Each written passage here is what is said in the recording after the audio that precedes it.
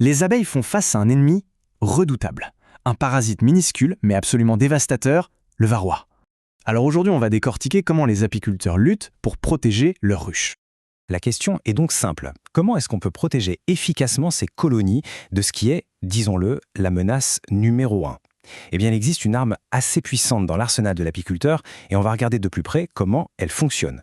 Bon, cet ennemi, il a un nom qui en dit long, Varroa destructor. Et ce n'est pas juste un petit parasite, non, c'est un vrai fléau.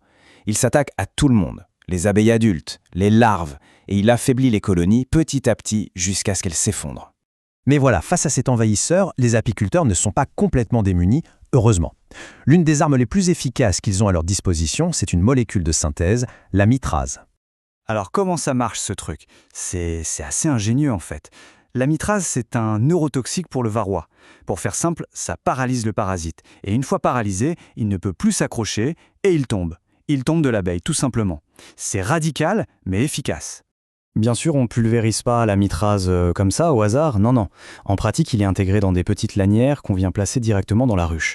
Et toute l'idée derrière ça, c'est d'avoir une diffusion lente, continue, histoire d'atteindre les varrois sur la durée, sur plusieurs semaines, et donc de toucher plusieurs de leurs cycles de reproduction. Ok, donc on a le produit. Mais la question cruciale, c'est comment l'utiliser correctement. Parce que le but, c'est d'être efficace, bien sûr, mais sans nuire à la colonie. C'est tout l'enjeu. En théorie, l'application a l'air simple. Mais en pratique, tout est une question de placement. Le secret, c'est de mettre ces lanières vraiment au cœur de la grappe d'abeilles, là où ça bouge le plus, là où elles se frottent les unes aux autres. C'est ce contact permanent qui va permettre de diffuser le traitement dans toute la colonie.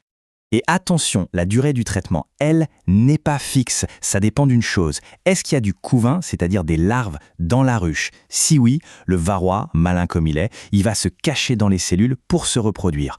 Pour le déloger, il faut un traitement plus long, 10 semaines. En revanche, s'il n'y a pas de couvain, 6 semaines peuvent suffire. Le timing, c'est absolument essentiel. La règle d'or, c'est on traite toujours après la récolte de miel. Jamais avant, jamais pendant, à la fin de l'été. Alors pourquoi? C'est simple. D'abord, évidemment, pour ne pas contaminer le miel qu'on va consommer. Et deuxièmement, pour que les abeilles qui vont passer l'hiver soient en pleine forme, débarrassées de ces parasites. Bon, tout ça c'est bien beau, mais la grande question c'est est-ce que ça marche vraiment? Et quelles sont les contreparties? C'est le moment de parler de l'efficacité réelle et des précautions qui sont indispensables. Et là, les chiffres parlent d'eux-mêmes. On parle d'une efficacité qui va de 96 à presque 100%. C'est juste énorme. Ce taux d'élimination, ça donne une vraie bouffée d'oxygène aux colonies pour survivre à l'hiver et puis repartir de plus belle au printemps. Efficace, oui, mais ça ne veut pas dire que c'est anodin. Il faut être super rigoureux, ça veut dire porter des gants. Et comme on l'a dit, ne jamais traiter pendant la mielée. Et il y a un autre point qui est vraiment crucial. La mitrase a tendance à s'accumuler dans la cire. C'est pour ça qu'il est absolument vital de ne jamais extraire de miel des cadres de couvain qui ont été en contact avec le traitement. Mais attention, ce serait une erreur de penser que c'est une solution miracle qu'on peut utiliser à l'infini sans se poser de questions. Parce que, un peu comme avec les antibiotiques, un autre ennemi commence à pointer le bout de son nez. Et c'est la résistance. Et c'est là que ça se complique. Si on utilise toujours, année après année, la même molécule, eh bien on fait une sorte de sélection naturelle. On élimine les varroas faibles, mais on laisse la place aux plus costauds, ceux qui arrivent à survivre au traitement. Et forcément, un jour, le traitement ne marche plus. Le parasite, lui, il s'adapte. Alors, la solution c'est quoi? Eh bien c'est un mot, la rotation.